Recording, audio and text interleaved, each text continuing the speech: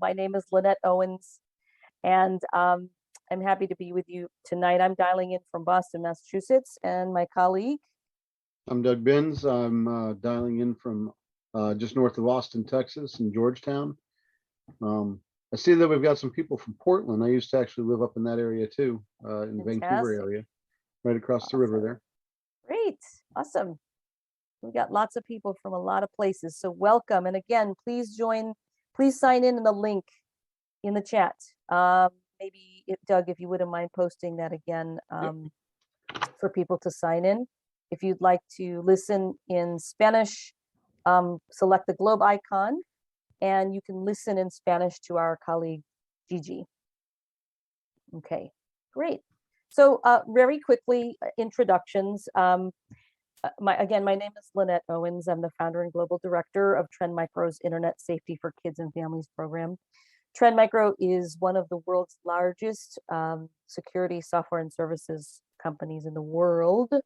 And we have been bringing Family Tech Talk nights to communities across the United States for the last 11 years because our Internet Safety for Kids and Families program is actually a part of a philanthropic effort that we've been doing for the 14 years. And we are actively educating parents and kids in 20 countries around the world.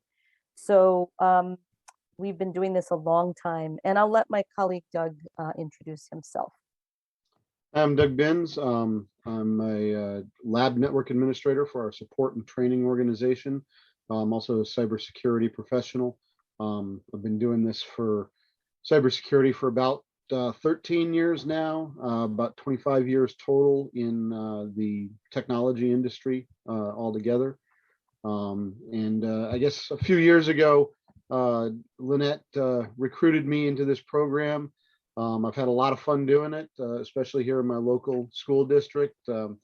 I think I probably have the record now for the most schools spoken to in a 6-week period. Correct me if I'm wrong, Lynette, but I think I hold that. You hold that record, yes. Yes, you do. So we hit 10 schools in 6 weeks. Talked to something like 2,400 students. It was quite an interesting cycle through our school district, but it was a lot of fun. So. Great, and we're grateful to you, Doug. And a little bit about PTO today, that many of you are here because either your PTO or PTA leader is using PTO today as a resource. They're a great organization that supports schools and school leaders and parents. So we've been working again with them on this program for 11 years, and they've been a great partner in it. So we typically would have been in front of you would have come to probably a PTO or PTA meeting or a school sanctioned event, and we would have been standing in front of you 2 years ago or prior. And then of course, everything changed. So we have moved this to a virtual format over the last 2 years. And I have to say, I don't know if you're having these conversations in your schools, but as a parent of 2 myself, not having to rush back out after dinner for a PTO or PTA meeting and just being able to log in from home has made, honestly, a huge difference.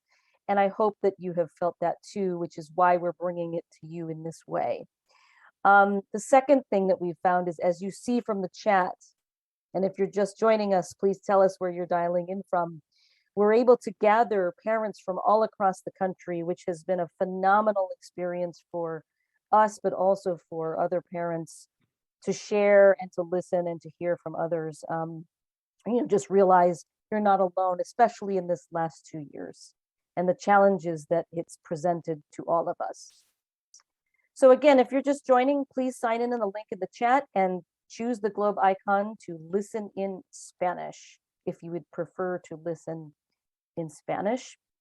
We prefer that you put your questions in the Q&A, not in the chat, because it might get lost there in the chat stream. So please use the Q&A buttons as you have questions come up. We are recording this session, and the session link will only be made available by request. So whoever organized your event for your school is the one who will receive the link to tonight's recording if you are interested in getting it. And finally, when you exit, there'll be a very, very short survey. We hope that you will give us some feedback when you leave. So as you could tell from the chat, we have a lot of people from a lot of places, and specifically here are the schools who are with us tonight and the states that you're from.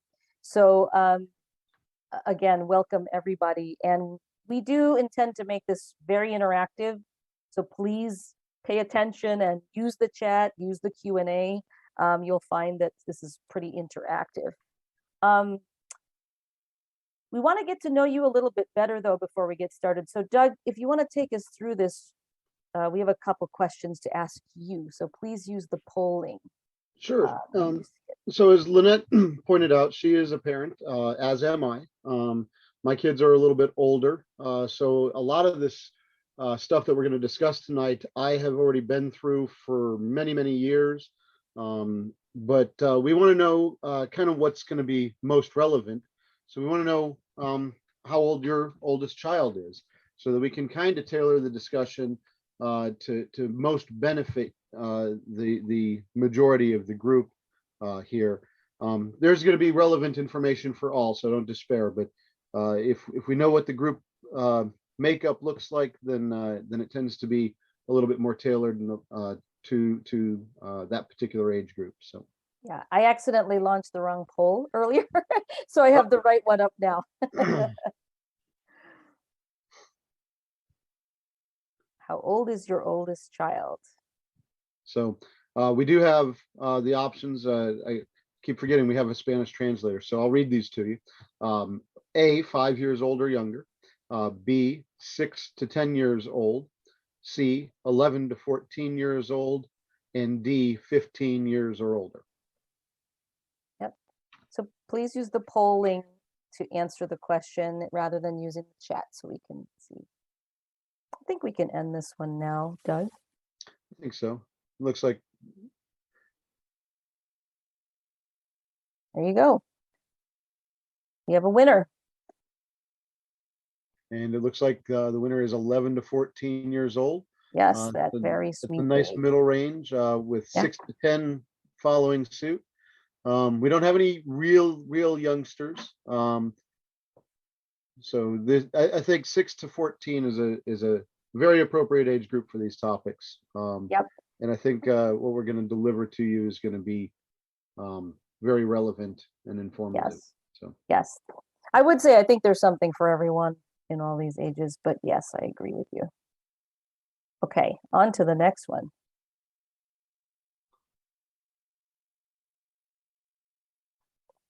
So now we need to find out what you're really interested in hearing about.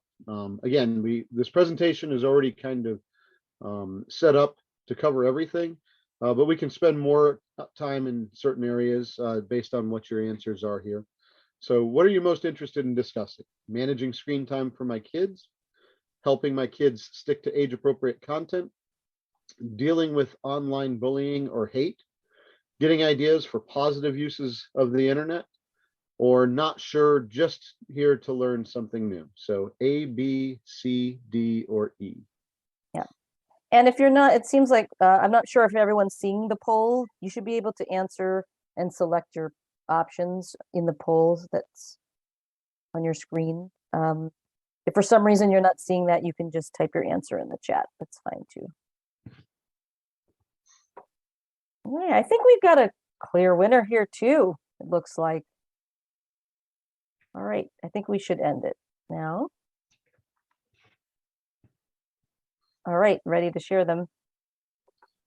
All right, so it looks like the majority of the group is looking to ensure their kids are sticking to age-appropriate content, is what I'm seeing here. Mm-hmm. Yep. I think that we can definitely discuss that and help the parents guide their children.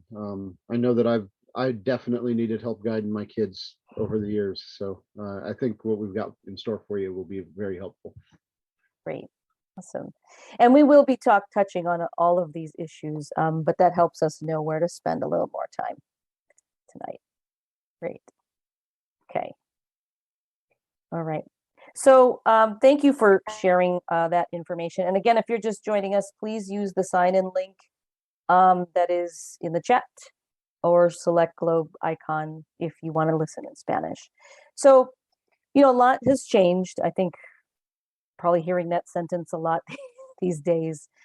And we know that our life has had to adjust. Our relationship with technology had to adjust. Our children's relationship to technology adjusted as well. And I would say that regardless of the fact that they have changed, there's a lot that didn't. There's a lot that didn't. One of those things that it didn't change the fact that our children still need our guidance, which is why you're here tonight, which is why every time we host one of these sessions, we have hundreds of parents always at these sessions. And it feels like the challenges are becoming more complex. Our role as parents in helping our children use technology in safe and healthy ways is becoming maybe more complex and more challenging because of the risks. The fact that we're online more can introduce greater risk, just more time. But we probably said yes to things that we maybe would not have prior to the pandemic, maybe not as soon as we would have if it hadn't been for the pandemic. And so the risks, because our children might be using some technologies that they wouldn't have started using until a little bit later. But we also have to remember that the benefits were always there and they continue to be there. And maybe you and your family found new ways to use technology for good, ways to make it easier for you to do things at home as a family, with family that's far away. Maybe Zoom became a part of your life only in the last 2 years, even though Zoom has been around in corporate America for quite some time, but it was sort of limited to that. So those are some benefits that technology still affords us. But that is why good digital citizenship and teaching our children what that means and how to practice it is absolutely more paramount than ever. And when we talk about digital citizenship, we of course are going to talk about the things that you said you're worried about. Helping kids stick to age appropriate content because that's safer for them. That's more healthy for them. We do want to talk about risks and how to avoid them. Okay, that's an important element of digital citizenship, but it doesn't stop there. It also includes literacy skills. So even if I teach my child, hey, it's really important to protect your privacy, the next step to that is, well, how do I actually do that? Where do I find privacy settings? What is two-factor or multi-step two-factor authentication or two-step verification? Where do I look for information for this homework that is credible sources versus sketchy sources? Ethics and community. How do I behave in these online spaces in ways that are not only ethical, but also because there are rules in certain spaces? There are some behaviors that just aren't allowed on social media, and if you don't know those rules, then you won't be part of that. If you don't follow those rules, you can't be part of that community. And finally, mastery. What we mean by this is that when we're often talking to children about technology, it's very often a long list of what not to do. But we have to remember that it's equally important to talk to our kids about the ways that they should be using technology in ways that can help them for their futures, help others, or help the world around them. So we'll talk a lot about each of these as the evening goes on. So the way we organize our conversation is around these 4 pillars. Being online, which is all about, for you as parents, how do you set up the right environment, the rules, and a good example for them? Being safe, which is about protecting privacy, protecting personal information, and even protecting your physical self. Being kind, which is very often focused on how we treat others. But in a world that's increasingly social and in which social media has overtaken so many facets of life for us and for young people, how do we direct some of that kindness to ourselves? And finally, on being savvy, which is the conversation around mastery. How do we teach good habits and encourage good uses of the internet? So, before we move forward, I will say, just to set your expectations, that the evening, this is about 75 to 80 minutes, but we also leave time for Q&A, and lots and lots of Q&A definitely comes up all through the night. But the bulk of the information that we'll be focusing on tonight is in the blue and the green areas. We will spend time on the orange, we'll spend time on all of them based on your interests, but the bulk of tonight's content is in the blue and the green. Okay. Yeah, All right, Doug. I think when I do this live, I tend to spend a little bit more time in the pink and the orange, the be savvy and be kind. Yes. When I'm talking to the elementary school kids, they really Yeah. need to hear that kind of stuff too. Yes. Yes. But the parent side, definitely, we need to understand the environment, the rules, setting the example, understanding how we can talk to the kids about privacy information, personally identifiable information, all of that stuff. These are I'll try not to use too technical terms. I use these kinds of terms all the time when I'm talking in the industry, but we definitely need to start by setting up the right environment. And I know that it might have been helpful to have this information 2 years ago. Wow, it's almost what, 2 years ago, maybe a week from now, when everything shut down and everybody started to move to a work from home and school from home environment. But now it's just as imperative and just as important to kind of reassess that environment. Where do you have the laptops? Where do you have the technology? How do you have your network set up? So what we want to do is start talking about our physical health. Okay, you're spending so many more hours in front of a screen. A lot of phones now and a lot of computers and monitors have these blue light filters built in where you can dim the blue light, but it's not always effective. I know that the last pair of glasses that I purchased, I actually had the blue light filter added. It's kind of like an IR filter, the transition lenses. It's another layer that they can put right there on the lens. But if you don't wear glasses, you can definitely buy blue light glasses online. Every online outlet has them. Some are more expensive than others. I've seen them as low as $10 and as high as $75. So there's probably something for any budget that's out there. And then the other thing you want to do is, when you're dealing with these screens so often, the 30-30-30 rule that we have listed here is about at least once every 30 minutes, you want to remove your gaze from that screen that's right there in front of you and adjust it for about 30 seconds or more to something that's approximately 30 feet away or more. So it gives your eyes a chance to relax. Eye doctors will probably agree with me. I always find that, well, I have dogs, so I also get distracted by them a lot. If you have pets, they're an easy way to pull your eyes away from this type of a screen environment. So it can be helpful in that respect too. But you want to let your eyes relax. You want to protect your eyes from that blue light that's being emanated from all these flat panel screens that we use these days. Posture and seating. You definitely want to be sitting upright, feet flat on the floor. You want to have good ergonomic keyboards, mice, have them at the right height. There's plenty of online information about how to adjust the ergonomics of your workspace to ensure that you are appropriately having good posture, keeping your line of sight more horizontal rather than leaning over, looking down on your computer.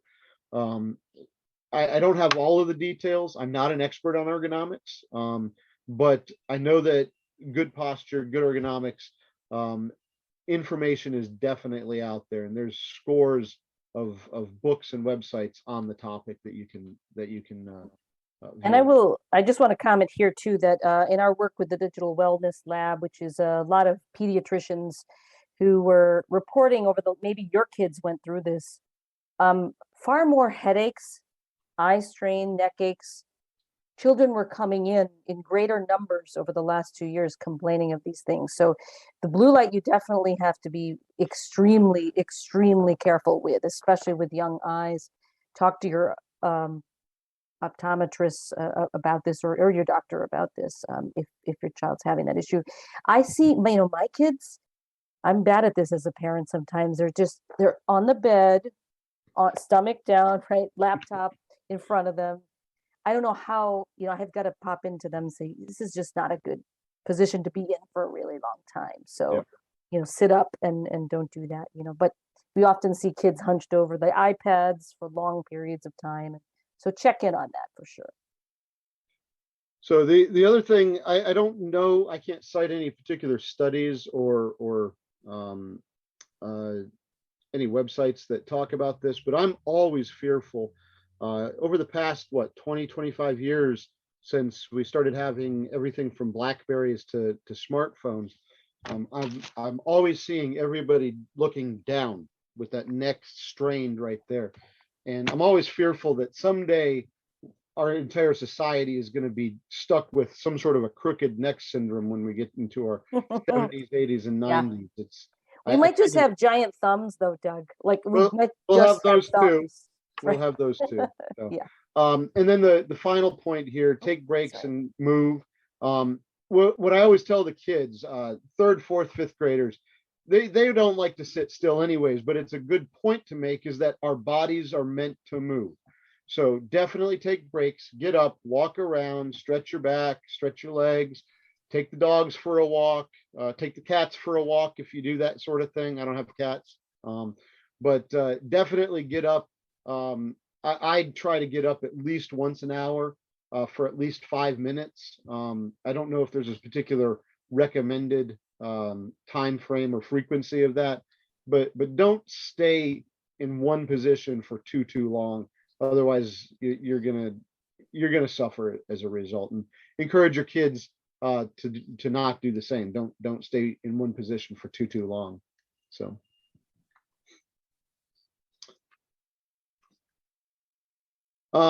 There is a question I wanted to quickly address. It's related to the blue light filters. Blue light filters on some computers and some phones do, I think, work. The question is, why don't blue light filters on computers and phones work? I think part of the problem is that the screen itself is comprised of different colored LEDs, different colored light elements, and when you enable a blue light filter on those devices, it will dim the output of the blue light emitting diodes, but it doesn't completely eliminate it. The blue light filters will actually, like on lenses, will actually help almost eliminate that blue light. And the reason that you want to try and eliminate it is because it actually has been found in medical studies that it overstimulates neurological um, uh, synapses firing in the brain. And it causes things like sleeplessness and anxiety and other things, is my understanding. So, um, moving on to setting up the environment some more. Your network. This is an area that I would consider myself an expert on. I did computers or routers and switches and network stuff for many years. So of course, you definitely, when you set up a new router, always change the admin password, and always update it immediately. Brand new device out of the box, it's been sitting on the shelf for 4 to 6 months easily. It doesn't have the latest software on it. So you definitely want to update it. You definitely want to set up a good solid password that only you know. There are lists on the internet of default passwords for every device that's out there. And the cyber criminals will use those to gain access to your personal networks at home. So we definitely want to set up the network the proper way. starting with limiting access to the router. Um, you definitely want to separate your networks. A lot of modern wireless routers and home routers have the ability to have multiple networks. Most of them will have the ability to have your primary network and a guest network. I have one personally that's more sophisticated. I could set up 20 different networks on my equipment. But by setting up a guest network, you can put all of your risky type devices, your game consoles, your cell phones, your tablets, the stuff that your friends are going to be bringing into the house, the kids' friends will be bringing into the house. Let them have access to that guest network. You keep your own personal laptop, your office equipment, your office printer, the stuff you do your bills and your taxes on. Keep that on your own private personal network, the primary network on that router. That way you can separate things. It makes it a lot more difficult for a compromised device that's using the guest network to gain access to your really important data. So Yeah, especially those of you working from home and then the kids playing with devices at home, they tap on something by accident, their little fingers on that iPad onto the same network that you're using for work. This is a really, really important tip we yeah. recommend. Another thing that you can do with some of those multi-network routers is you can adjust the bandwidth that's applied to each of those networks too. So if you know you're going to be in a long meeting that's like a teleconference like this, a video conference where you're going to need the bandwidth and you don't want the kids playing on their consoles while you're in that meeting, you can siphon more bandwidth off to yourself, and they'll have to struggle with a little bit of lag on their games, but Which could be bad because they could be interrupting you the whole time.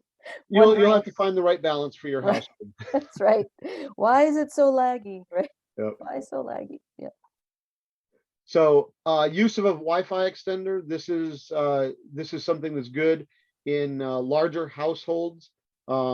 You can strategically place these in areas where maybe your router's in a central area, but you've got four walls between where it's located and a bedroom where somebody needs to be using a laptop to do their schoolwork or whatever. You can move that extender somewhere in between the router and that space where the signal isn't quite as strong. Again, with Wi-Fi extenders, make sure you immediately update the software, immediately change the password, and keep that information to yourself. I also recommend probably at least once every 3 months. I do it more regularly because it's my profession, but at least once every 3 months, go and check to see if there's any updates to your router equipment, your network equipment. Yeah. Companies are constantly releasing updates to their software, security patches specifically. These devices are at the edge of a completely unprotected network that's called the internet. You might have heard of it. So you want to make sure that device at the very edge, that's the gatekeeper. That's where everybody's trying to get into your stuff. So you want to make sure that is always up to date as frequently as you can. So back to the bandwidth conversation, staggering the use of time. During the day, I'm working from home. The kids are at school. All the bandwidth is mine, right? When they get home, I know they got some schoolwork to do online. I'll take a step away from my work typically, and I'll go and I'll take a break and maybe go catch up on the news, go cook a meal, take the dogs for a walk where I'm not using the internet, stuff like that. Let them consume some of that bandwidth. It'll reduce the complaints about lagging games and inability to access stuff. So that's definitely a good idea to stagger the use of time. Plan that with your family members too. If you have a larger family and you know that there's some challenges there with the time and the use of the internet, you can plan their usage times around particular events of the day.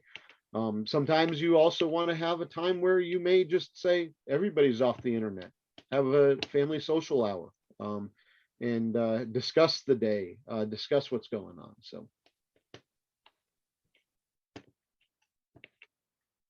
So when you're setting these things up, you definitely want to be using security software on everything. Okay. And when I say that, every device you have is going to have some sort of a security feature, from the Ring doorbell that you might have just recently installed to your cell phone to the game console. There's always some sort of a security setting. And you want to find those security settings, make sure you understand them, make sure you update them. Um, when it comes to actually laptops, tablets, cell phones, you want to install things like antivirus, anti-malware, firewalls, software protections that are going to protect you against uh, compromise on those devices. Um, you're going to definitely want to turn on the firewall features of your router as well. There's these what we call TCP and UDP ports that allow traffic to come into your network. If you don't have those properly disabled, it could be an avenue of attack for a cyber criminal to get into your stuff. The firewall is going to help you prevent that behavior from happening. Using strong passwords, and I think we'll get a little bit more into that on the next slide. But the strong passwords, you definitely want to have a minimum. I've heard a minimum of 8. I recommend a minimum of 12 characters, letters, numbers, symbols, and make sure that your letters are both capital and lowercase. Mix it up a little bit. We'll talk more about that on the next slide. Multi-factor authentication. This is also known as MFA, 2FA, combination of passwords and devices. In the cyber security world, we refer to it as typically something you have, something you know, something you are, or someplace you are. In the case of typical multi-factor authentication, most of the time what you're going to find is you're going to have an app on your phone that will respond after you type in a password. So the password is something you know, and the app on your phone is something that you have. If you don't have both of those pieces, and they aren't set up, well, if you don't have both of those pieces, you won't be able to get into whatever system that you're trying to get into. And most email services, most banking services these days will allow you to set up some sort of a multi-factor or two-factor authentication mechanism like that. And there's different apps that you can use that are compatible with a lot of those different things. And sometimes it's just going to text you or email you a code. So in the case of Instagram or Roblox, maybe your kids are using those. They may or may not have this turned on. We highly recommend they turn it on, and it will text you back a code after entering the password. That's your second lock. Yep. Second key to get in. Yeah. Yeah. And definitely look for those settings on your banking accounts, your work accounts, like if you have to VPN for work, your game accounts, your email accounts, anywhere where you would have sensitive data that you want to protect. Look for those settings in those services and apps. Virtual private network, VPN. This can be used in many different ways. It can be used, and most commonly, I think these days, is used to gain access to like a corporate office account for those that are working from home. It lets you access resources that are remote over a secure channel. There is also the ability to use a VPN to mask where you are connecting from. There are VPN services that you can connect to, and what it does is it encrypts your traffic from your system to an endpoint. That endpoint can be your office. That endpoint can be a VPN service. Just know that that encryption is only to that VPN endpoint. Anything beyond that is not necessarily encrypted. But if you're using a VPN service, your information is encrypted to that endpoint, and then it's also kind of masked from your personal IP, your personal internet connection, once you get beyond that endpoint and out onto the internet. You can also use virtual private networks in communications mechanisms when you're communicating from a household to a household. A lot of communication apps like the one we're using tonight, Zoom, builds a sort of a VPN that allows everybody that connects into the central Zoom hub, that is essentially a VPN of sorts. It encrypts the traffic between the server that's hosting our environment and each of the endpoints as everybody is connected in. So.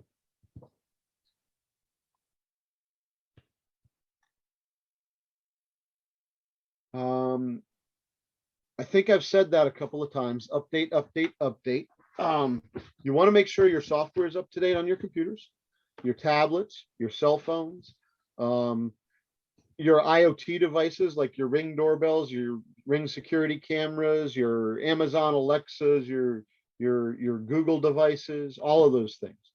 Regularly update them. Second Tuesday of every month is a Microsoft update. And then every now and then they'll throw out an out of band or an off schedule update as well. We refer to that in our industry as Microsoft Tuesday. But every device you have is going to have some sort of a software update at some point in time. So kind of take an inventory of all your devices, regularly check to make sure they're on the latest software. For most households, like I said, I recommend doing it at least once every 3 months. There's no harm in checking all of those devices more frequently, but companies are continuously providing patches and updates, usually for security purposes, sometimes for feature enhancements, but definitely update, update, update everything that you got on a regular enough basis. So here's a little a tip that we recommend when you're figuring out new passwords.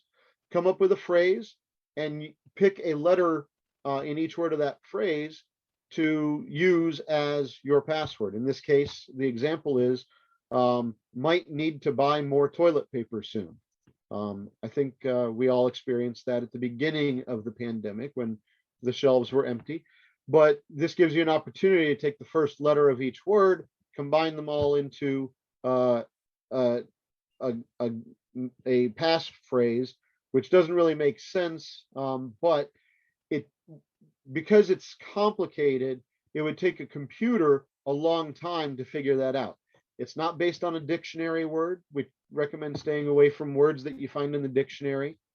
It's not based on any personal information like birth dates or anniversaries or anything like that. Stay away from those sorts of things. Of course, always change the default passwords. Things like admin, password, 12345. Those are usually at the very top of the most commonly used password lists. And hackers have lists that have millions of passwords on them. It takes 2 minutes to run through that list and test against your account with a good computer. So coming up with unique passwords is definitely a recommendation. Back up and store your stuff safely. You want to regularly back everything up. If you don't have some sort of a backup service, I recommend getting one, or have an offline backup system. You can buy USB hard drives for relatively little money these days, and they usually will come with some sort of a backup software available that on them. You plug those in, you run the software, it backs up all of your data, you unplug it, now you have an offline copy. So if your machine gets compromised, who knows, you could get hit with some ransomware or something, everything gets encrypted, you can't access your machine anymore. Well, you at least have that offline backup that was not impacted. You go to the computer store, you get somebody to wipe the machine and reload it, you plug in your backup, you load your stuff back on. At most, you've lost, depending on how frequently you back things up, maybe a day. A lot of services like Google and Apple have their own built-in backup services. I think a lot of phone manufacturers have their own backup services. There's network attached storage mechanisms that you can connect directly to your router as well. So those are all good options. And then you have the cloud-based services. I think what's the really big one that always advertises on the radio? I'm not sure. I know most people are using Google Cloud or iCloud Okay. for their Phones And especially, yeah. yeah, and then make sure that you're using that multi-factor authentication for those cloud-based services. Um, because again, you don't want people having access to your personal data. Yeah, I probably have 4 different ways that I personally back up data here at my house. So awesome. So I think from this point, we want to get into something that many of you said at the beginning of the top of the call, that you were very interested in how to help your kids stick to age appropriate content. So what we're going to do is actually share very, very quickly a few of the apps that and devices that your family's probably really, really using quite a bit. So quick question for you, put it in the chat. How many of you and your children are using Apple devices? Any Apple families out there? Because I know the other side is the Android families, right? And you actually might be a hybrid house where you've got a mix of Android and Apple, right? How many hybrid houses? Just write hybrid for both. Apple hybrid. Oh, good. We got some hybrid. Everything. Everything. Hey, maybe there's some Windows Phone users out there. Everything is great. I have an Yeah. old I have an old Dell Windows device over here, Yep. the little tablet. Nice. Right. Anyone still using a BlackBerry? So I think really quickly, the devices themselves, everything's gotten better over the last, they're not perfect, but the last 5 to 8 years. Some of these things did not exist at all. And now here they are. They're free. They sit right in the devices we own, right in the apps that our kids are using.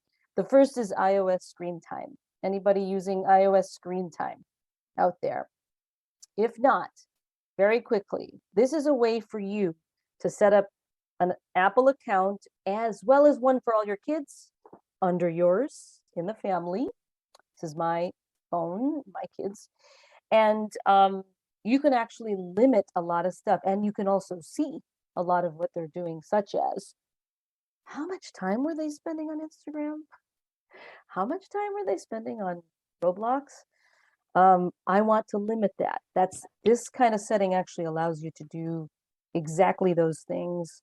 You can even restrict the kinds of content they can download from the iTunes, movies by age, music by, inappropriate content or not.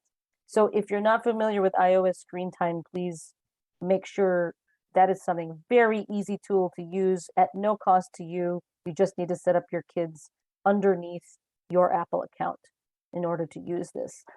The Android families, if are you anybody using the Google Family Link?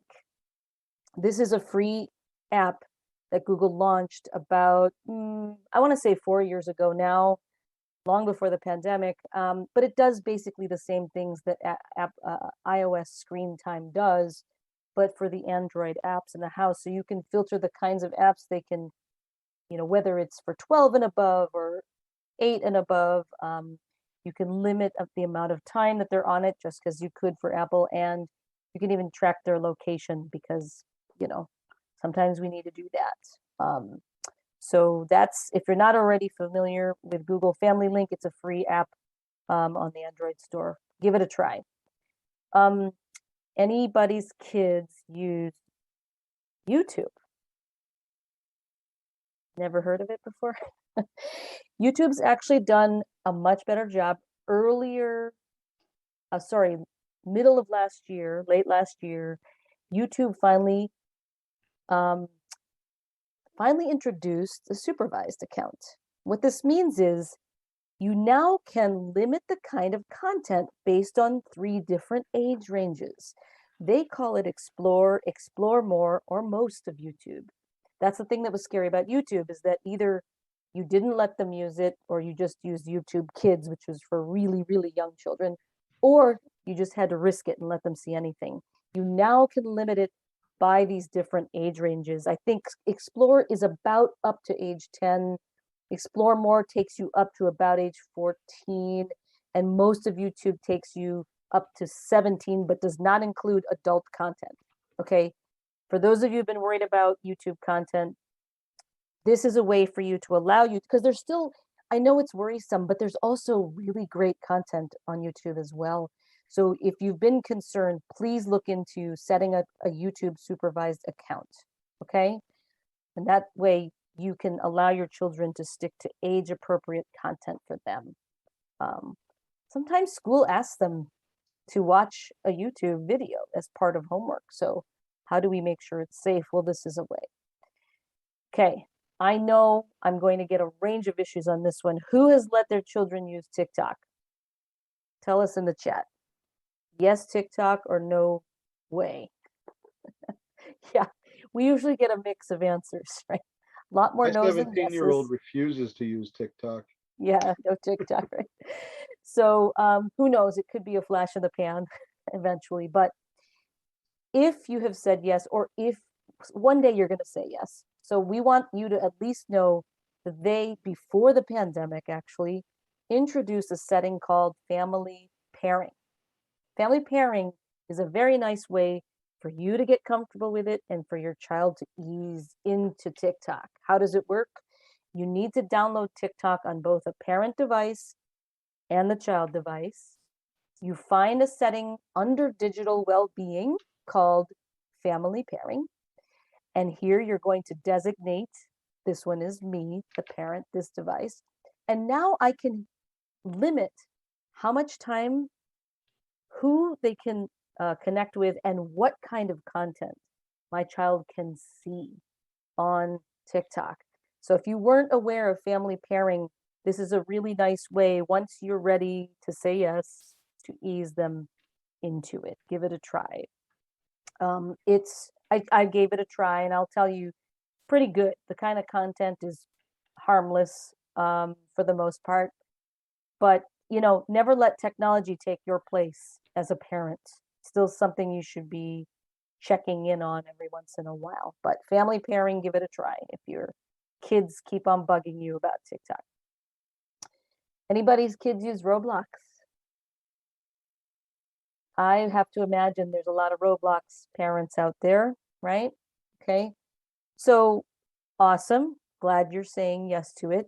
Roblox is not a game, it's a platform and a community of people who play games, develop games, and just have fun with it, right? But I want to caution you that, as Doug was saying earlier, if you have not set up some of the privacy settings, go in there and do it now. You can set up multi-factor authentication, or they call it two-step verification, as you see on the screen. You need to use a PIN so that once you've set something up, your child can't change it unless they know that PIN. But it also helps you limit who they can chat with, for example. The one thing about Roblox that people should know is, you think it's just young people on there. It's not. It's aging up, actually. There's a lot of older teens and even young adults and even older on Roblox. The other thing about Roblox is that within the games, you can freely chat with other people, some of whom you don't know. Now, everyone's just moving around like an avatar, right? But sometimes you can customize clothing. Sometimes the clothing has words on it that is not appropriate for certain age kids. Sometimes in the chat, even though Roblox does a great job of monitoring those chats, they don't always catch everything. And, people get clever with how they use letters and numbers to bypass any kinds of filters with maybe words that are not appropriate for your kid's age. So, use these settings, use the limitations for privacy and safety here that you saw. But again, don't let tech take the place of you as the parent, and pay attention. There was a very big news story this past week about kids getting swindled and hacked by cyber criminals. As you know, in some of the games, you can reach a level. This is true of Fortnite as well. This is true of a lot of games where you can, with Robux, right? That's their currency. You could acquire an item that's very rare, right? It's virtual, but it's very rare.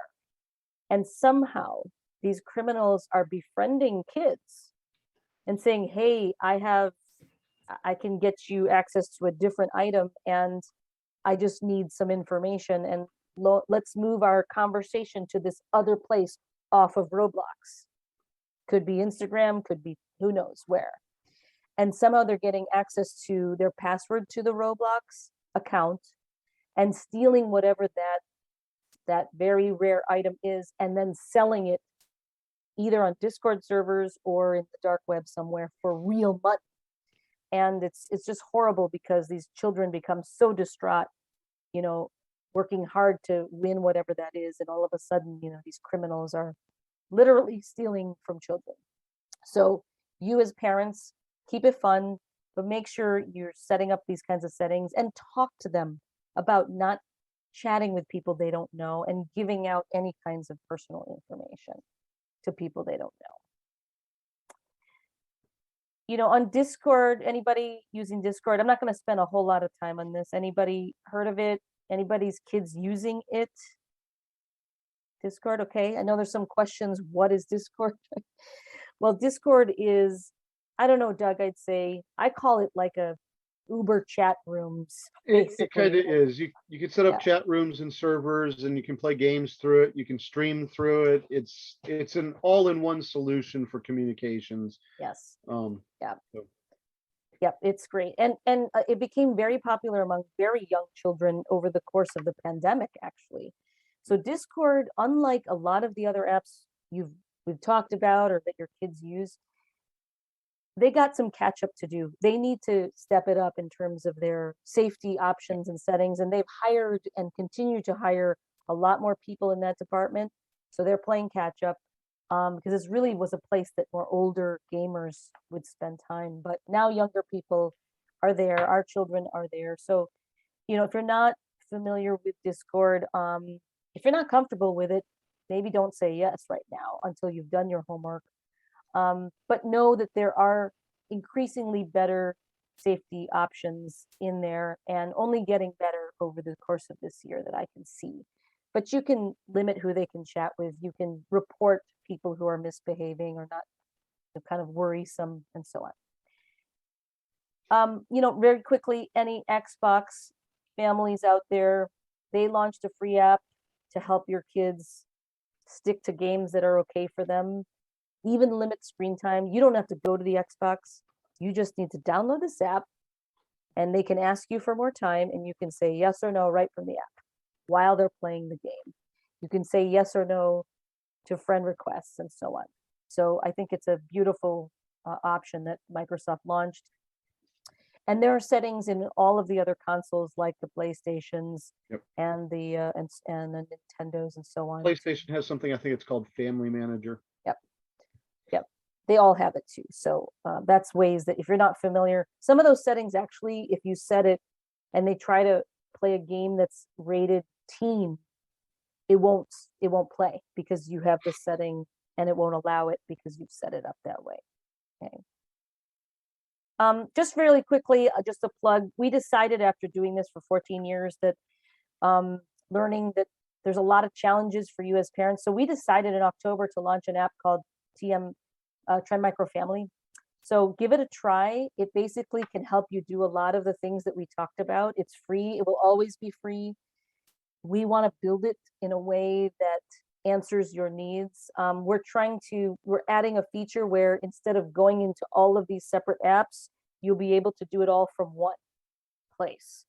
So we're still working on building that out, but please give it a try. We'd love to get your feedback and build what you need as parents. On setting the rules, I think, Doug, I don't know if you want to talk through this, or I'm happy. I have set and broken many rules over the years for various reasons. Sometimes I'm too lenient. Other times I made a mistake with the way I set the rules. But what you see here is really what you want to kind of cover with your rules. What you're allowed to do on the devices, when you're allowed to do it, how long you're going to be spending on those devices, where you're going to be accessing certain things, and with whom you can access it. Those are the simple questions to get answered by these rules. You want to have discussions about what's appropriate and what's inappropriate when your kids are using their technology devices. Obviously, when you're in school, you don't want to be playing games. You want to be learning. When you're at home, save the games for evenings and weekends, but not too late in the evenings. How long? Set time limits for the kids. There are software packages out there. There are settings on some of these devices that allow you to set those time limits and cut it off. Some of them actually have warnings that show up. I think Apple has a feature that warns you. I think what does it do? It grays out your screen after you've been using it for too long. Where you're allowed to use your devices. Okay, when they're at home, it's kind of a safer environment. You have control over that environment. But know that when they take their tablet or their cell phone or their laptop to their friend's house, they may have access to things that you don't want them to have access to. That's where having some of these extra tools installed on their devices that help you manage and monitor what they're accessing come in handy. It gives you the opportunity to still manage the content even when they're away from home. And then, of course, with whom? Um, when when my kids' friends come over, they know that I have strict guidelines on what they can and can't do on my network. They have their own separate network, and they know that because of my profession, it's definitely monitored.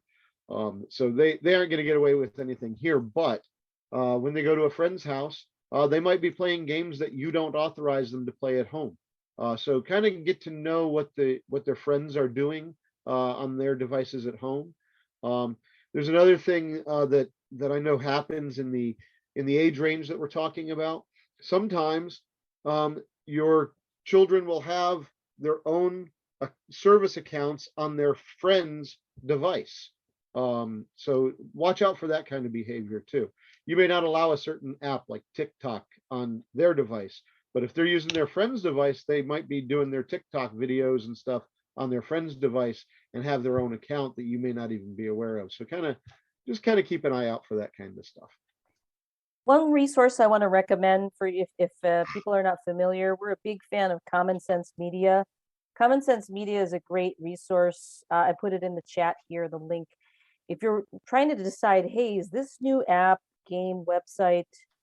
And by the way, you can go there for recommendations on movies to watch, especially when you have kids of different age ranges. Oh my gosh.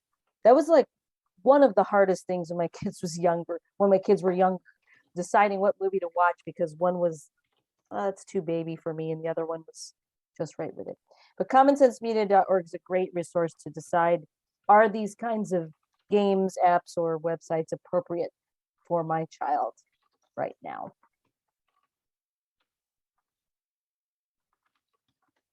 One thing I will say that when Doug was talking about the how long, we're big fans of the Digital Wellness Lab, as I mentioned before. So, while some of your kids might be in the older age ranges, this might still be an appropriate thing for even the older kids to think about. You know, Parents struggle sometimes with saying, "Oh my gosh, I think they're spending too much time on screens," right? And I think we kind of have to flip the script on that a bit because look at how much time we spend on screens as adults because we have to, maybe for work or other reasons, staying in touch with family. Um, and think more about, is the use of it actually beneficial or healthy? But if you think about this 24-hour exercise and you talk to kids about the fact that there's a number of things that we have to do with that finite period of time, right? Things that support our physical health. So have them think, how many hours am I spending doing those things that are good for me physically? Sleeping, having meals, taking walks, riding my bike, doing a sport. And how many hours am I spending to support myself as a learner, whether it's hours in school, doing homework, practicing a instrument, some kind of hobby that really sort of supports us as learners. And on top of that, how many hours am I spending to support the relationships that are meaningful and important to me in my life? And, some of these things might actually involve technology, and that's okay, right? That's not necessarily, in fact, schooling increasingly as your kids get older, how much time they actually have to spend on a screen just for school, right? But finding a balance that is making sure that these needs are met is very important. We as adults even need to think, maybe we should reflect, how many hours am I doing these things each day?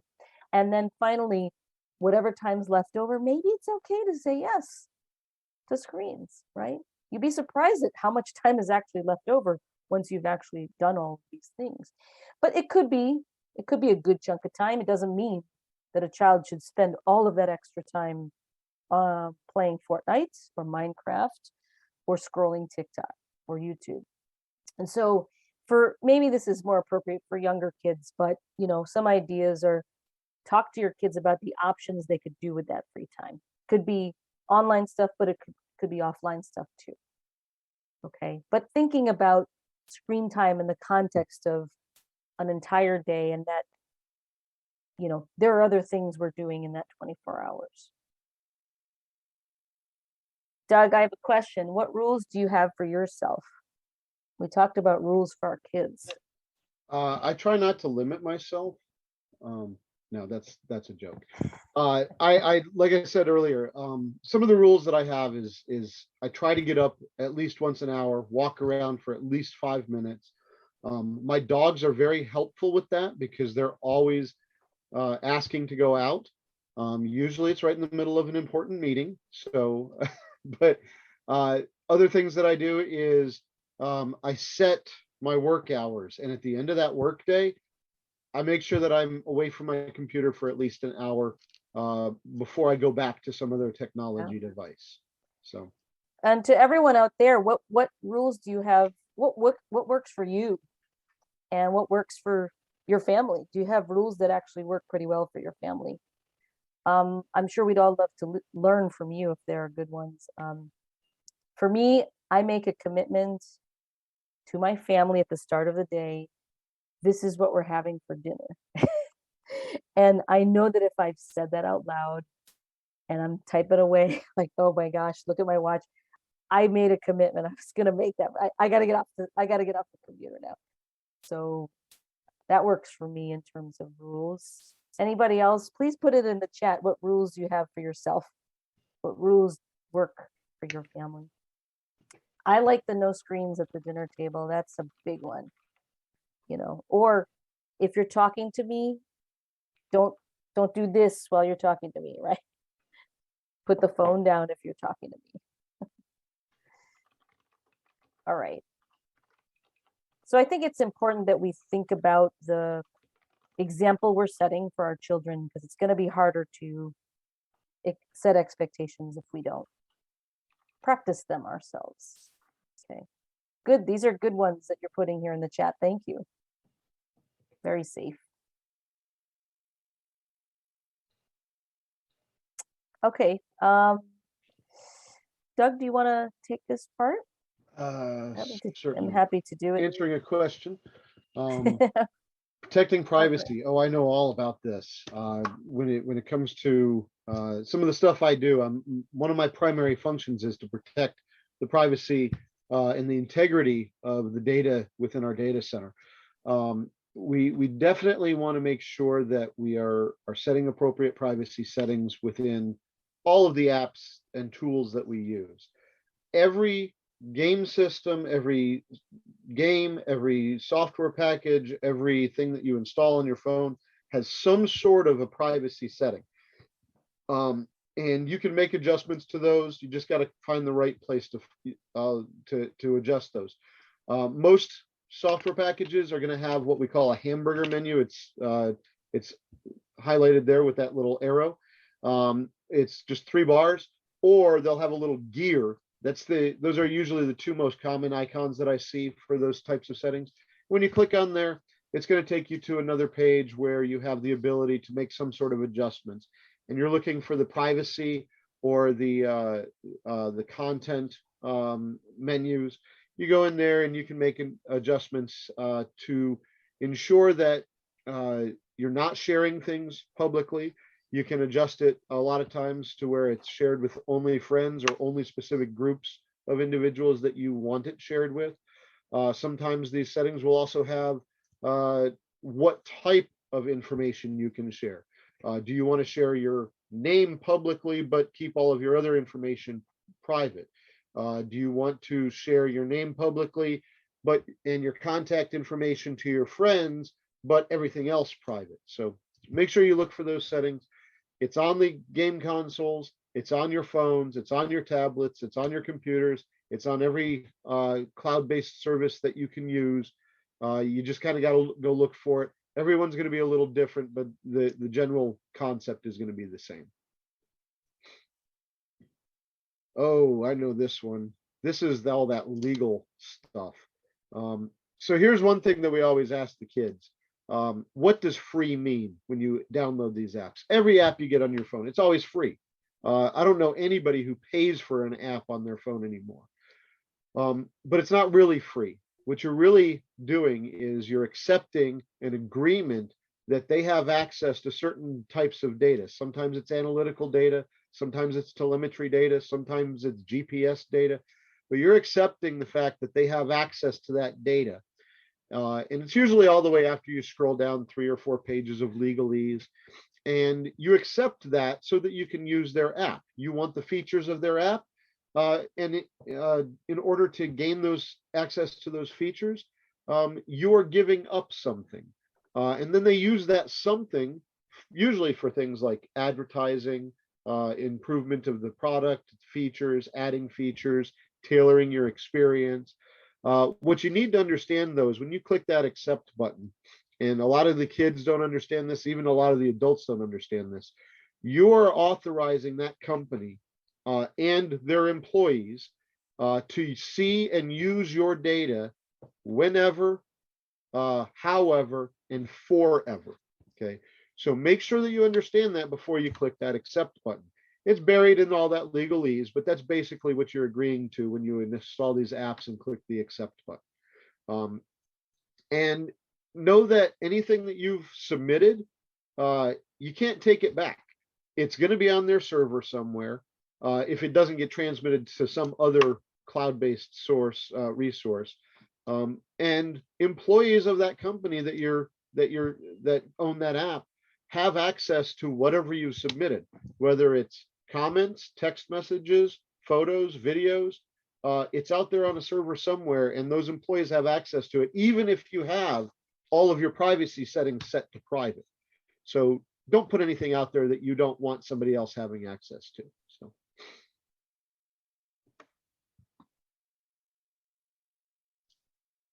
Oh, this is my favorite guy. This always gets a good reaction from the kids. The guy in the hoodie.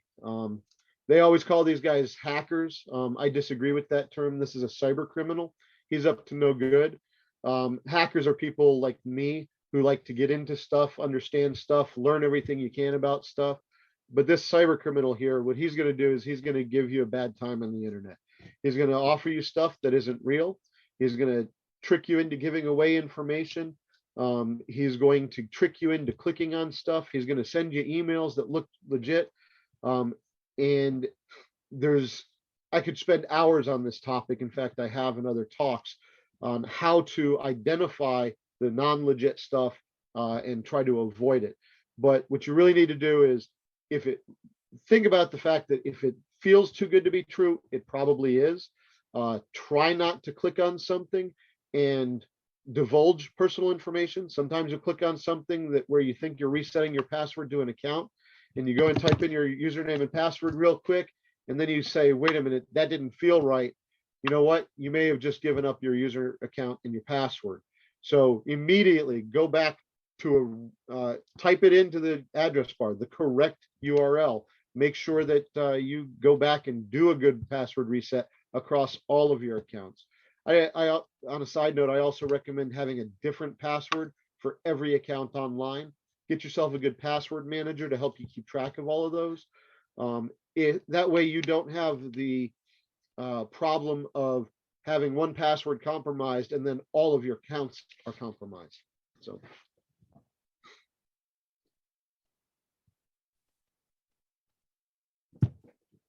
And another poll. Do any of your kids have their own cell phone? Yeah, and I'd asked this one earlier, so Yeah. some people had already answered it. I think with the age range that we're discussing today, it's probably a good majority are yes. Yep, that was the answer. Is that because I'd asked this earlier? Okay. So I'm sharing the results here. So, So, for those of you who have not allowed your children to have cell phones yet, that's fine. Maybe they're not mature enough. Maybe they're not. Maybe they haven't earned it. Maybe it's just not appropriate for their age range yet. That's all fine. But definitely, before you hand them that device, try and understand everything that we're talking about tonight. Have the conversations about what we're talking about with that youth, and make sure you set the rules and the guidelines and the limits. And before you ever hand them that device, power it up, play with it yourself, understand that device, and learn alongside with them as well. Once they have that device and they want to install a new app, say, yeah, that's fine. Let's look at how that app works. Let's make sure that all the privacy settings are set properly, and make sure we understand together what's going on there. For those of you who have already handed your children that device, it's not too late. You can also have these same conversations with them and make sure that they're understanding how to best protect themselves with everything that we've also talked about. And there's no reason that you can't also learn alongside of them. When they're sitting there playing with the apps that their friends are playing on, look over their shoulder. My 17-year-old is constantly showing me stuff that his friends are sharing with him. Sometimes I'm a little disappointed with that, but it leads to some good conversations, and it definitely helps that level of communication that he and I have. So yeah. I do want to, in addition to what Doug was saying about those important conversations about the phone, some of you said no and not yet. Some of you have said yes, and that's fine. But there is one conversation. If you haven't had this one yet, please do. Because there's something about the phone that every kid loves, and that's the camera. And because we can do great things with it. There are apps that allow you to do fun filters, and you can take great videos and edit those and put them up places, right? But one of the things we know that's happened, it started before the pandemic, but it got worse over the last 2 years. We know this in working with the National Center for Missing and Exploited Children, as well as their counterparts in other countries. There has been an extreme rise in the production of self-taken images of young people that they would not want the whole world to see.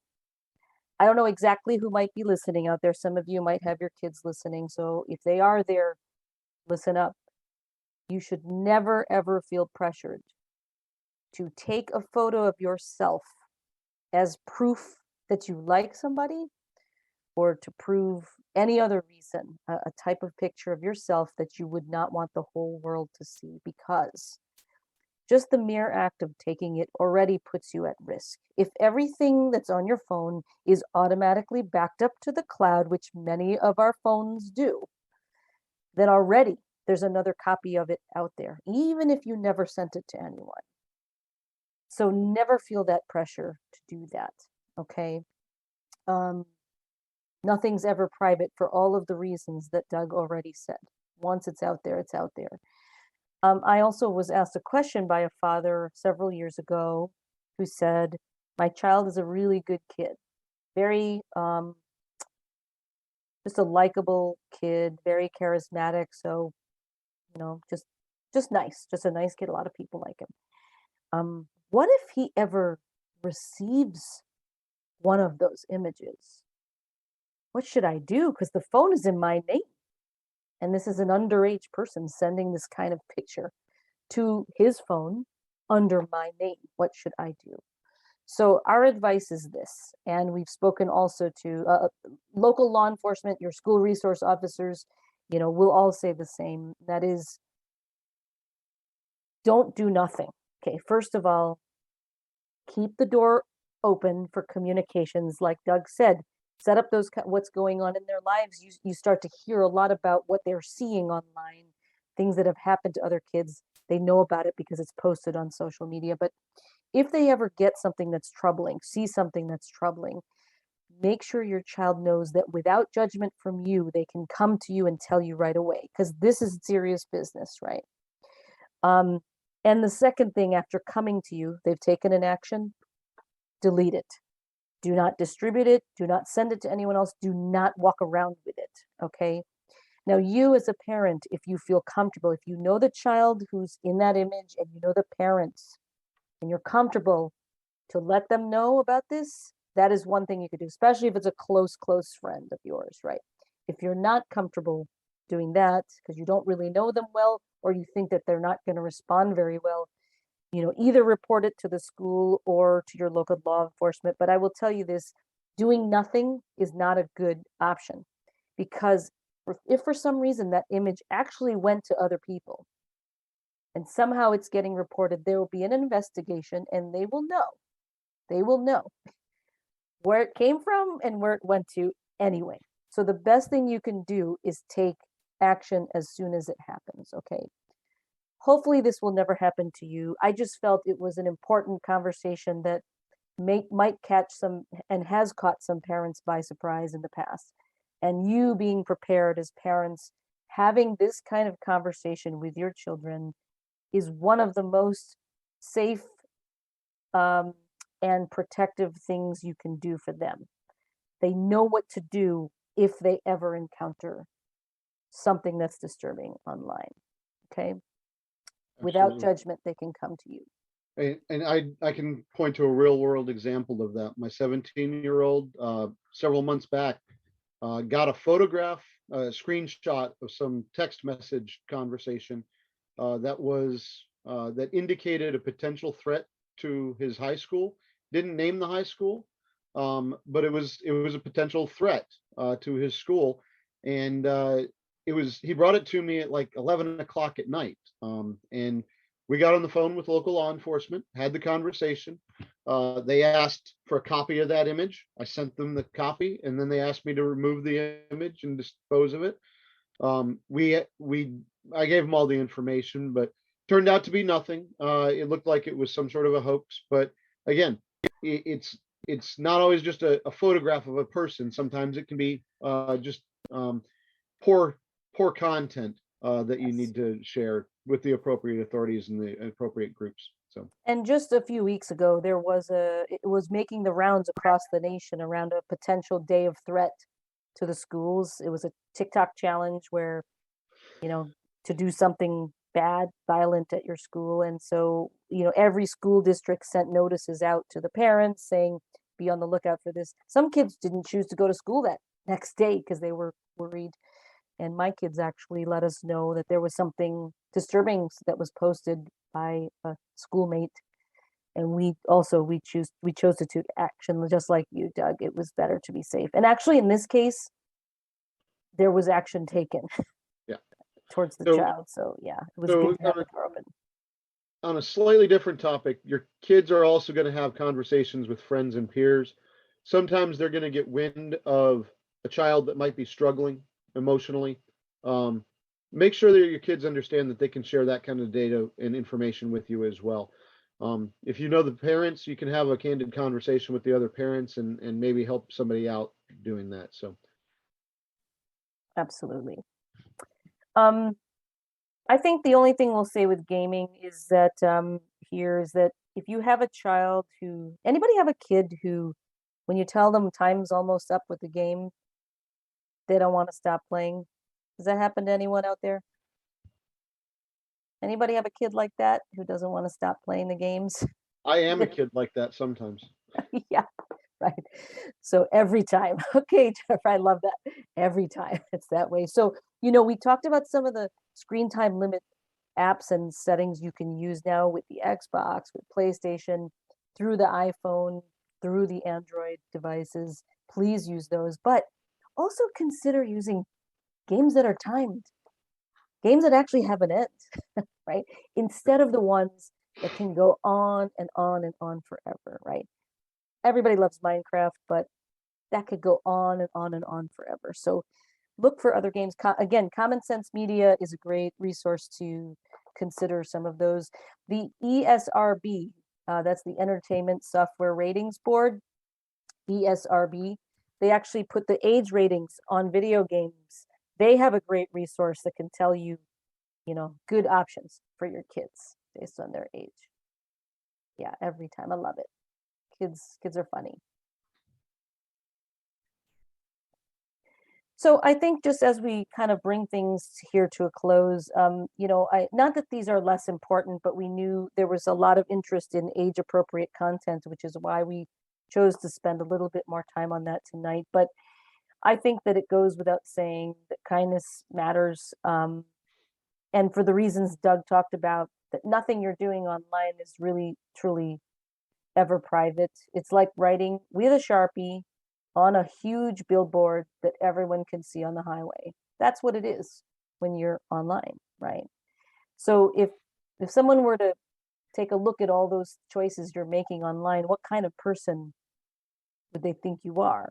So it's important to be kind because it's the right thing to do, but certainly on the internet, it's indelible.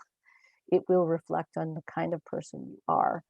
But kindness isn't just about saying nice things. Doug gave a great example. If someone's struggling, find out a way to help them.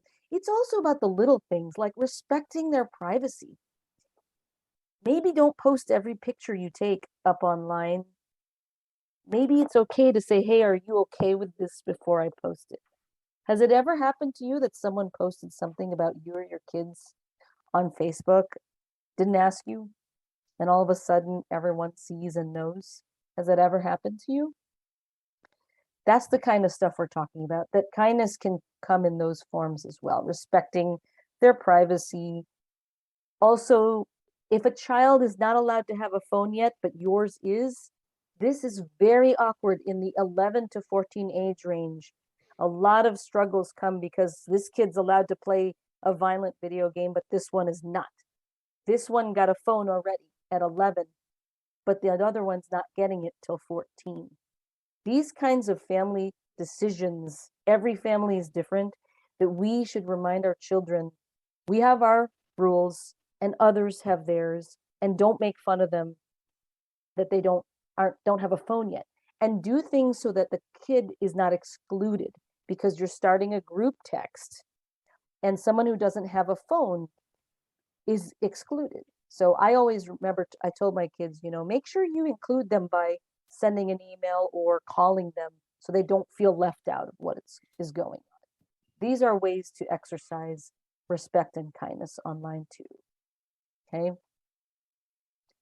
And finally, when your children, if they're already, anybody's kids already using Instagram out there, Snapchat, any social media at all, I know they're not using Facebook.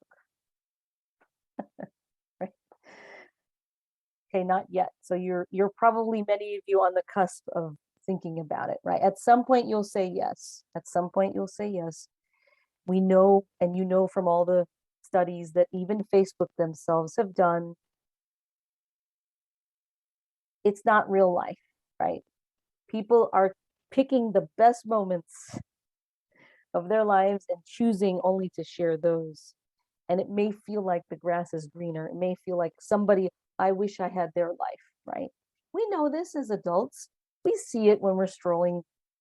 We get that Facebook envy, right? Um, but for children, they're not necessarily able yet at their ages to grasp that, to put that into context. And so it can become anxiety producing when they post something and nobody likes it, but they see it, someone else gets a million likes for their post. It may hurt when they send a friend request and it isn't accepted, or their numbers of followers are so low compared to somebody else.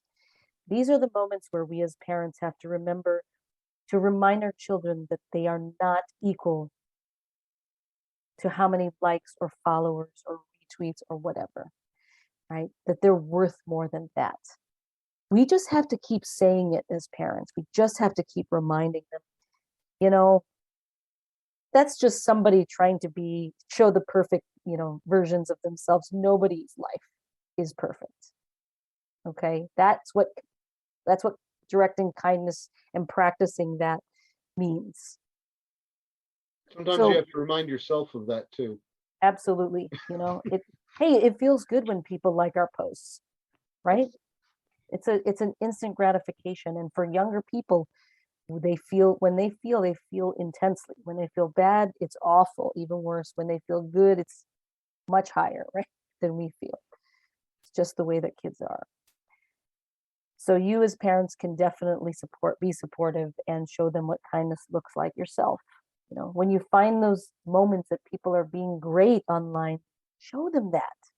Show them that not everything happening out there is awful. It isn't. We just don't give any light to the good enough. Doug, do you want to talk about any of this here? I'm happy to kick it off. Yeah, I can talk to these points. So there, I think it was big in the news cycle several years ago, all about the fake news and what's real and what's not. But even though it's not in the news cycle quite as much as it used to be, it's still out there. It's so easy to copy content and submit it out there as your own, or make up content that is so interesting to so many that it just goes viral. So you definitely want to always consider what the source of the content is, what the content is trying to persuade you into believing or not believing. Um, there's always reasons behind what people post. Sometimes it's just to share. Other times it's political. Other times it's to confuse, dissuade. You got to consider all of those things when you're looking at any type of content. Sometimes it's Um, just clickbait too. it is. Yeah. You could sit there and what do they call it? Death scrolling. Yeah. You got a 3-inch screen, but the content goes on for 10 miles.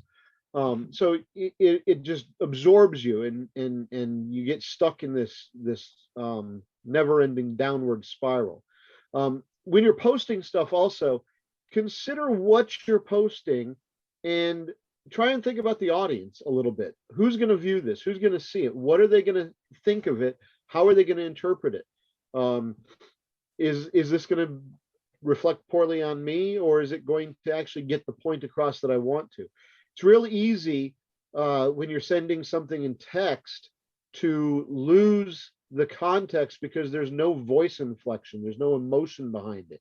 Yeah, there's emojis out there, but they don't always get the point across either. Sometimes they make the point worse or ambiguous. So Yeah. always consider what you're posting and who's going to be reading it. And then on the other side, when you're reading it, consider why it was posted, who posted it, and what the purpose was, what the agenda is there. So Absolutely. And we created this great guide together with the National Association for Media Literacy Education. It's a guide for parents and some scenarios. And when your kid comes home and says, hey, I saw this thing, sometimes it's just really deceptive advertising, how to help them realize, hey, that's not, that product doesn't say what you think it says, right? Social media is rife with these kinds of ads, holy cow, about to look more beautiful or to get stronger or whatever. It's very deceptive advertising, or just, you know, it's created, anything that's created to make you feel a strong immediate emotion is already a red flag.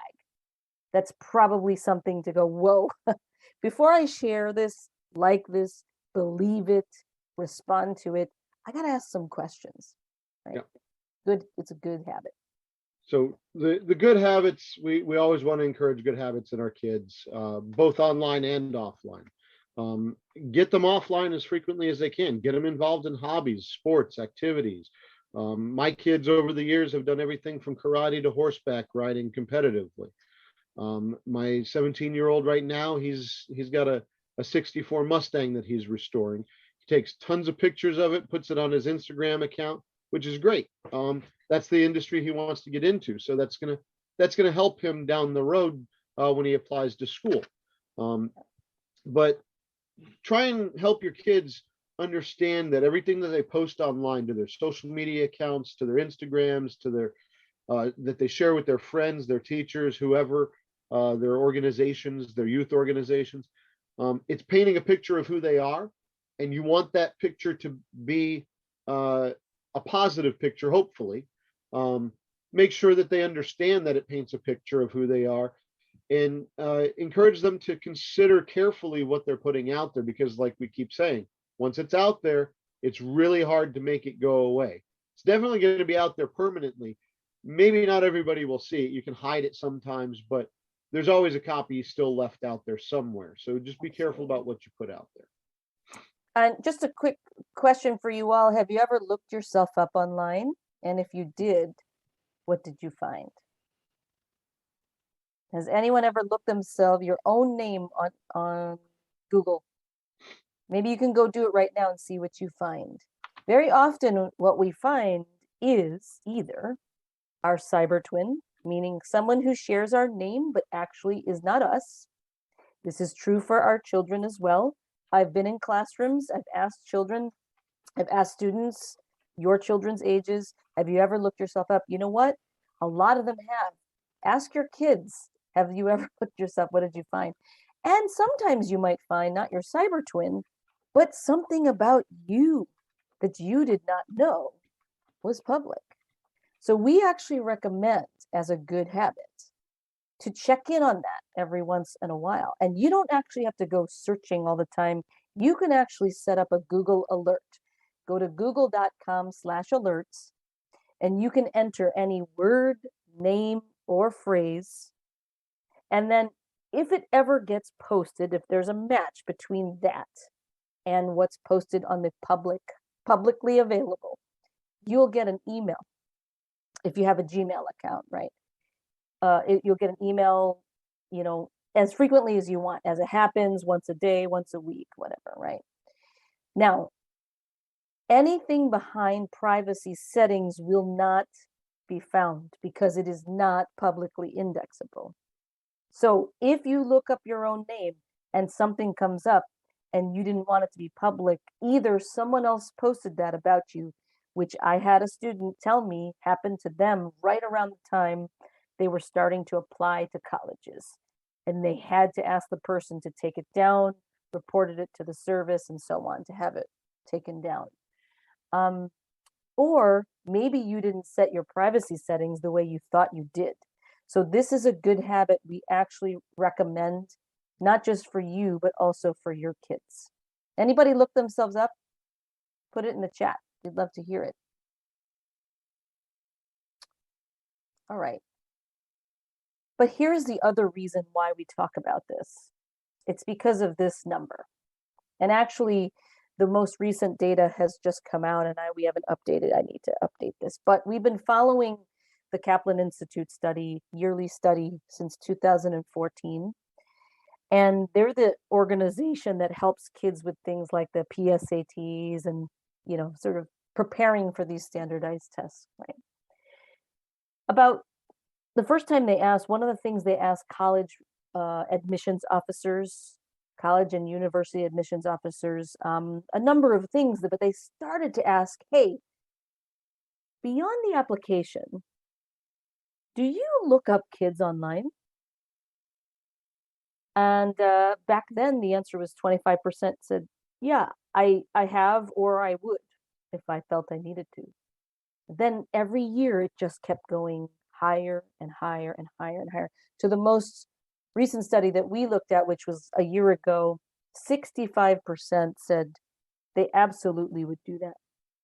What's interesting about this, though, is for those that looked, 58% did find something that was not favorable. It ended up changing their mind. This is not the kind of student we want here.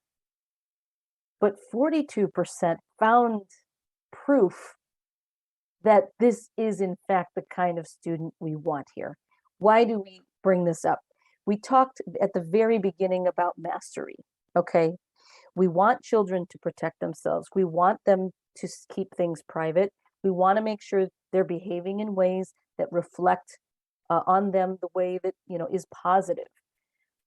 But if you just do those things and you hide everything, right? You could actually just be invisible. If you did all your privacy settings right, you're not going to find a thing. But imagine they're looking at two students that want to be a journalist. Let's say they want to be writers. One, and everything is equal. Their grades are equal. Everything about them is equal. But one of them has figured out how to showcase that writing on a blog, or they've written for a school newspaper, which is public, right? Well, that's what they're going to find about that student. And the other one just will be invisible. They won't necessarily find anything bad, but they're not going to find anything at all. And when we talk about mastery, we're talking about how do we spend as much time encouraging our children to use technology in ways that can benefit themselves, others, or the world around them. And even at your kids' ages now, there's a lot of ways you might already be doing, but there might be others that you haven't thought of yet. So if they care about something, learning something, want to raise money for an organization that matters to them, these are some great ways to use technology for good. Um, they can showcase their accomplishments. There are more and more specialized sites for kids who love to draw, or artists, performers, musicians, writers, any other kinds of hobbies or skills that they love, right?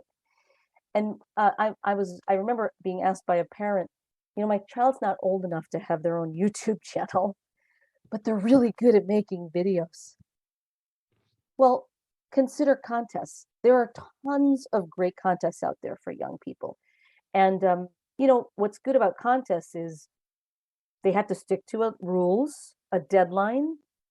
They have to be willing to have their work or whatever it is they're entering be critiqued by a third party. And maybe they'll win, or maybe they won't. But they could start to build a portfolio of things they've entered into contests. Doesn't matter what kind of contest, it could be any one of these skills that they love. These are just some examples of encouraging good uses, of mastery, of helping your child to say, you know what, it's great to use the internet, be safe. Okay, but don't, maybe just watching little kittens falling asleep isn't necessarily the only thing you could do with that free time, right? What about some of these other things that actually could be fun too, but also good for you and maybe good for someone else? So Lynette, I know we're real short on time at this Yes, point. But while I was answering a question, I didn't catch if you had talked about Google Alerts at all. I did. Yep, I Okay, did. Yep, I then did. I'll Yep, let you move on. yep, no worries. So, just wrapping it up here, and appreciate you spending so much time with us. But a lot of what we talked about tonight, we actually decided in October to launch our Kids Cyber Academy. This is more ideal for the 7 to 10 age range, but these are short animated videos that you could actually have your kids try. It comes with a Kahoot quiz to encourage learning about passwords, privacy, security, healthy habits. We just launched a camera safety one. We actually have more modules coming. Please give it a try. I'd love to have your kids come and try these and learn about some of the stuff we talked about tonight. So you can encourage them to come visit trendmicro.com/internet-safety and visit our cyber academy. Um, and that's also our website for a lot of other information for you as parents. So stay active, keep it going, um, keep communicating with your kids, with each other, in your communities, in your school communities, with other parents. And please do one new thing. Maybe it's change the password on your router. Maybe it's to turn on two-step verification in Roblox. Maybe it's to look yourself up online. Do one new thing that you had not done before tonight as a favor to us. And we did answer your questions throughout tonight as much as we could. So take a look at the Q&A, because either I or Doug were answering them, or we answered them out loud. This is our website for more resources. You'll find the Kids Cyber Academy there as well. And if you're willing to give us your feedback when you leave tonight, you're actually going to see a link, a web page to our survey. If you didn't sign in I just put it in the chat again. If you didn't sign in when you joined tonight, please sign in the link in the chat so we know that you were here tonight. And if you're willing to do our survey, which is only 4 questions, I think, 4 questions, and leave your email address, you could win a copy of Trend Micro Maximum Security to protect up to 5 devices in your home for a year. So just no obligation though. If you don't want to give your email address, it's fine. That's it from us. Sorry that we took more time than you were probably expecting. Thank you for those who stayed on. A shout out to Iowa, who really was representing here tonight, I think, but to everybody coast to coast for spending your evening with us.